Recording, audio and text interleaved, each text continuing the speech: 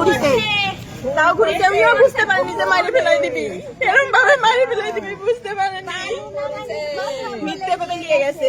সোহাগের বয়স কত? এবং সোহাগের বয়স 21-22 বছর, একটা ছেলে আছে, তার বয়স। আমার স্বামী আকাশ বালুন আমার কথা বলে নিয়ে গেছে। নিয়ে যাওয়ার পরে সেদিন বুধবারে রাতে যে গেছে, আকাশ বাড়িতে আসছে, কিন্তু আমার স্বামী আসে নাই। আমরা মনে করছি আমার স্বামী হয়তো বা কোনো জায়গায় আছে, চলে আসবে।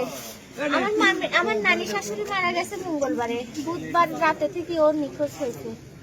তারপর আমরা পরের দিন বৃহস্পতিবার দিন সন্ধ্যার থেকে যখন এই আকাশে ফোন দেওয়া হয়, আকাশ ফোন ধরে না, কথা বলে না, পলায় পলায় থাকে, বাড়িতেও আসে না।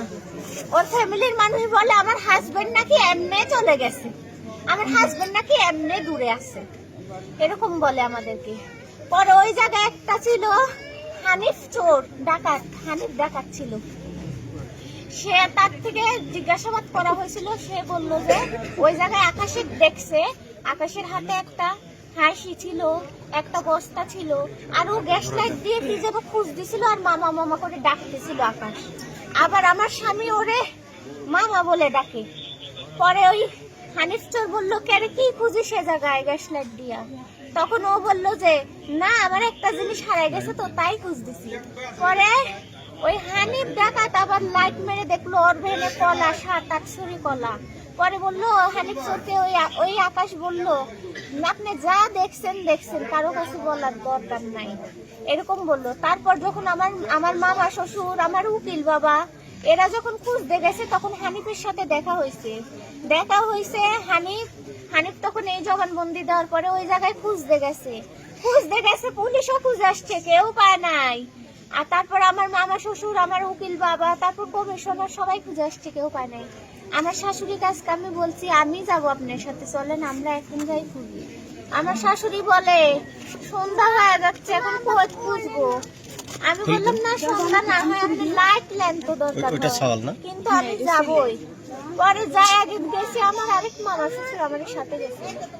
আমরা দুই দিক দিয়ে খুঁজ দিছি, আরে কাদার জঙ্গলে, একটা জঙ্গল ধরেন যে চারপাশে গাছ, ওর মাঝখানে আমার স্বামী পড়ে আছে।